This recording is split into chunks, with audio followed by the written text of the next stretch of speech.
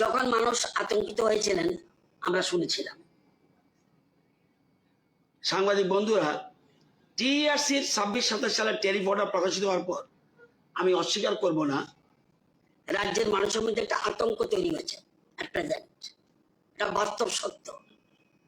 বিশেষ করে স্থায়ী মাসুলের ফিক্সড চার্জের অংশ কোনো একটা দুই একটা পত্রিকা আমি দেখেছি খুব সুন্দর করে এক্সপ্লেন করেছে। ফিক্সড চার্জ ব্যাপারটা অস্বাভাবিক বেড়ে যাওয়ায় বহু পরিবার, বহু ছোট দোকানদার, বহু কৃষক উদ্বিগ্ন হয়ে পড়েছিলেন। আমরা সেই উদ্যোগ, সেই ফোন কল, সেই চিঠি সব পেয়েছি। আজ আমি এই সবাই খোলা করে স্বীকার করছি, সরকার মানুষের এই কষ্ট বুঝেছে। ফিক্সড চার্জ এই অস্বাভাবিক বৃদ্ধি আমরা অনুভব করেছি। আমরা সাইলেন্ট স্পেক্টাটর হয়ে বসে থাকিনি। আর এই উপলব্ধি থেকেই আমরা সিদ্ধান্ত নিয়েছি এই বাড়তি বোঝা আমরা রাজ্যের মানুষের কাঁধে থাকতে দেব না। আমরা এই বোঝা তুলে নেব সরকারের নিজের কাঁধে। সত্যি বলতে আমরা এই বেদনার কথা অনেক আগেই বুঝেছিলাম। আমরা আগের বেশ কয়েকটি সাক্ষাৎকারে, কয়েকটি জনসভায় আমি ইঙ্গিত দিয়েছিলাম সরকার একটা স্বস্তির পদক্ষেপ নিয়ে কাজ করছে। কিন্তু এ ধরনের একটা বড় আর্থিক সিদ্ধান্তের পেছনে অনেক কাগজপত্র, অনেক হিসাব নিকেশ, অনেক আইনি প্রক্রিয়া থাকে এবং সেই কাজ সম্পন্ন করতে কিছুটা সময় লেগেছে। কিন্তু আজ আমি গর্বের সঙ্গে বলতে পারি সে কাজ সম্পূর্ণ হয়েছে। একটা কথা মনে রাখতে হবে, রাজনীতি করতে হলে আদর্শবাদী ও বাস্তববাদী হতে হবে। শুধু আদর্শবাদী হলে হবে না, আদর্শবাদী ও বাস্তববাদী হতে হবে। পলিটিক্যাল এক্সপেরিয়েন্সিও থাকতে হবে, অর্থাৎ রাজনৈতিক ঔচিত্য থাকতে হবে, লাইন অফ অ্যাকশন থাকতে হবে, অর্থাৎ অনেক চিন্তা করে সিদ্ধান্ত নিতে হবে, অর্থাৎ যথাসময়ে সঠিক পদক্ষেপ। এটাই হলো পলিটিক্যাল এক্সপেরিয়েন্সি। আমি ইচ্ছা করলে ছুট করে সিদ্ধান্ত নেব, এটা হতে পারে না। কতগুলি নিয়ম কানুন রয়েছে। আজকে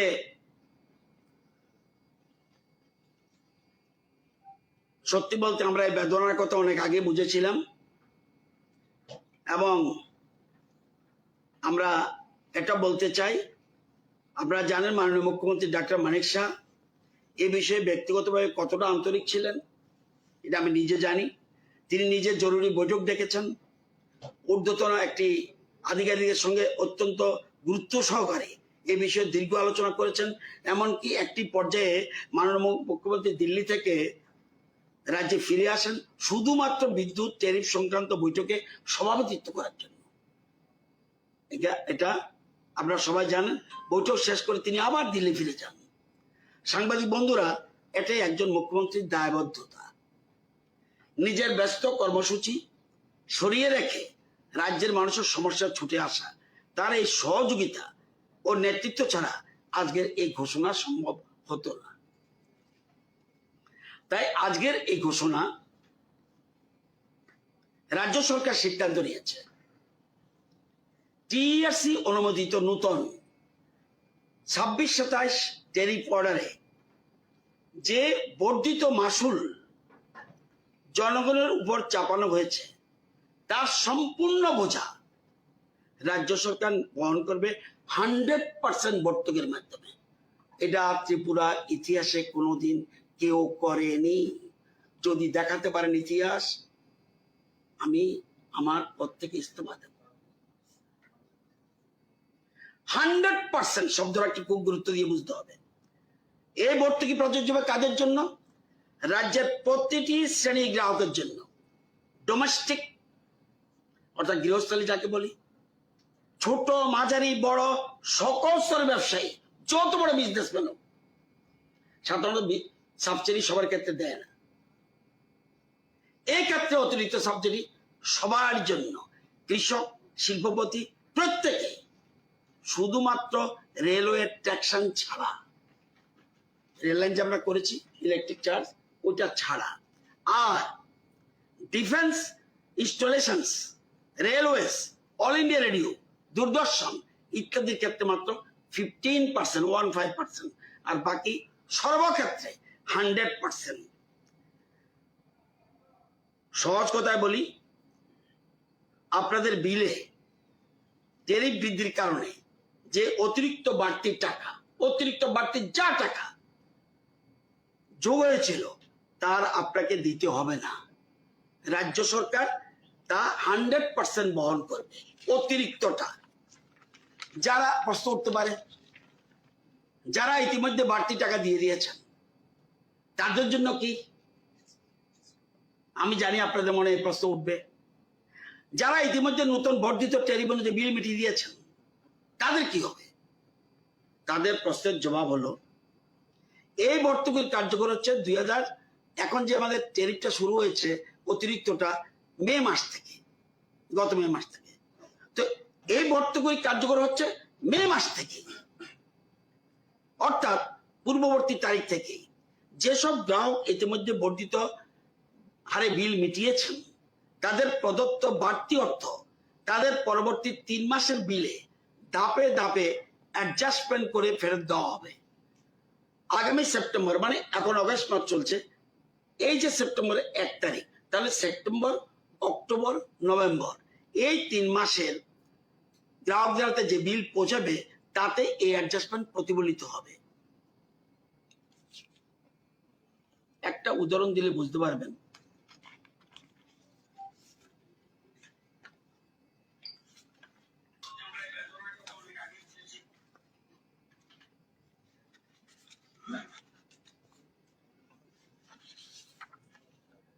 একটা বিল দেখবেন, এই বিলের মধ্যে কোথাও একটা জায়গাতে সাবসিডি আছে, কোথাও একটা জায়গায় সাবসিডি আছে। প্রতি বিলে সাবসিডি থাকে। সে শুরু থেকেই, যেমন সাবসিডির কথা পরে বলছি। এই যে বিলটা, এটার মধ্যে একটা জায়গাতে আছে, দেখুন 12 নম্বর জায়গাতে সাবসিডি আছে। তার মানে যেমন এই লোকটা সাবসিডি কত পেয়েছে? 79 টাকা 92 পয়সা।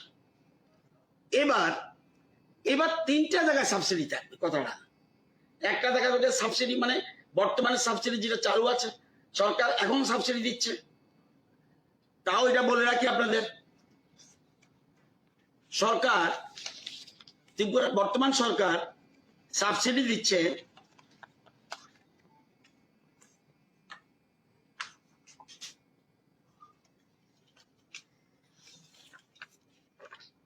আমাদের সময় 5-6 থেকে, একদম 5-6, 2005-এ নিগম সৃষ্টি হয়েছিল।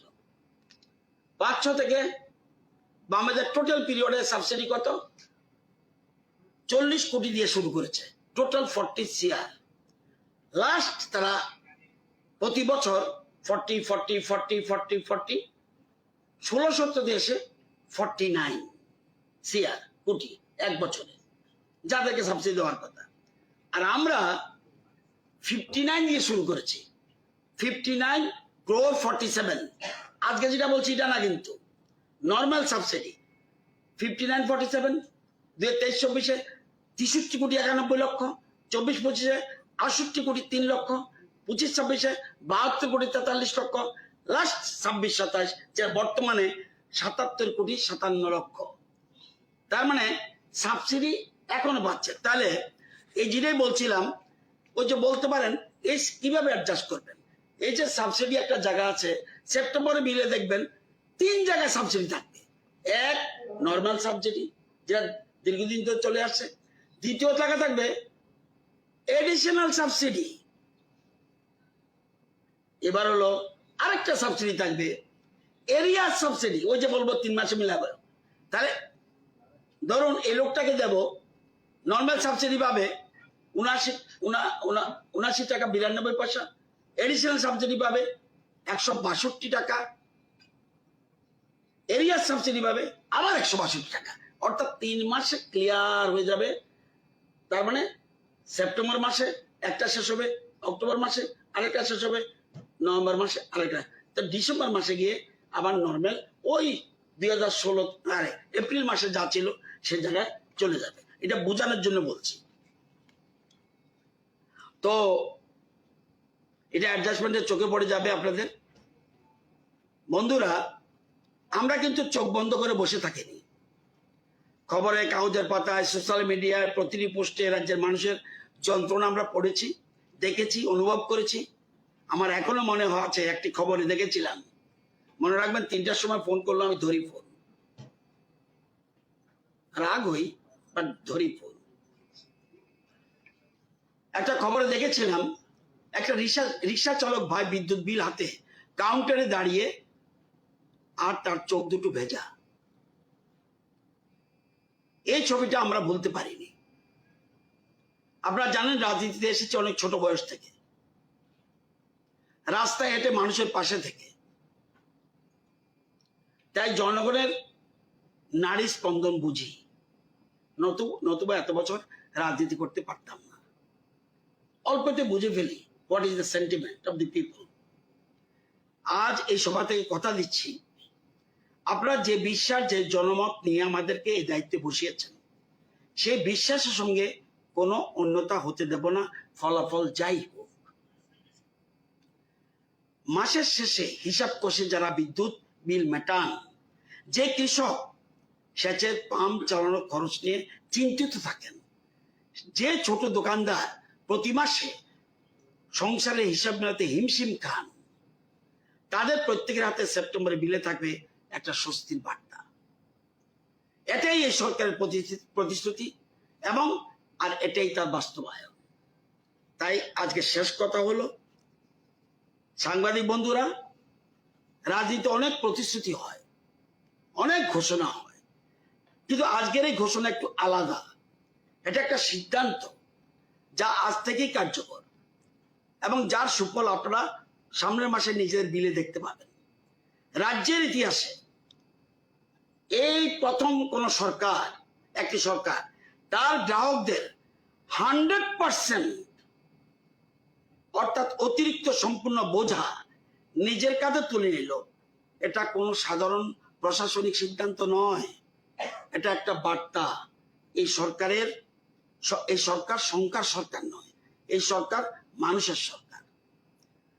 মাননীয় প্রধানমন্ত্রী শ্রী নরেন্দ্র মোদীজি সবকা সাথ সবকা বিকাশ এই মন্ত্রকে সামনে রেখে মাননীয় মুখ্যমন্ত্রী ডক্টর মানিক শাহের নেতৃত্বে গতকাল রাজ্য মন্ত্রিসভায়, আমি ইচ্ছা করলেও পারি না, রাজ্য মন্ত্রিসভায় অতিরিক্ত বর্ধিত মাসুলের 100% সাবসিডি দেওয়ার সিদ্ধান্ত গ্রহণ করা হয়েছে। এই জন্য সরকারের তহবিল থেকে 77,57,00,000 টাকা ভর্তুকি ছাড়াও এই আরো অতিরিক্ত 117,13,00,000 টাকা ব্যয় হবে। এটা ত্রিপুরা রাজ্যের ইতিহাসে এই প্রথম 100% ভর্তুকি কোন ভারতবর্ষের কোন সরকার দিয়েছে বলে আমার অন্তত জানা নাই। এবং 77.57 প্লাস 117.13 অর্থাৎ টোটাল ভর্তুকি রাজ্যে এই বছর যাচ্ছে 194,70,00,000। এবং সাংবাদিক বন্ধুরা, আমরা আপনাদের মাধ্যমে রাজ্যের প্রতিটি করে একটাই বার্তা পৌঁছে দিতে চাই। আপনাদের কষ্ট আমরা শুনেছি, আপনাদের যন্ত্রণা আমরা বুঝেছি। আজ আমরা তার জবাব দিলাম, কথায় নয়, সিদ্ধান্তে। সবাইকে ধন্যবাদ। আজকে আর কিছু বলবো না, বাকি কথা 27 তারিখ বিধানসভা আছে, সেখানে বাকি কথা হবে। সেই জন্য আমরা জবাব দেওয়ার জন্য সবসময় প্রস্তুত আছি। সবাইকে ধন্যবাদ।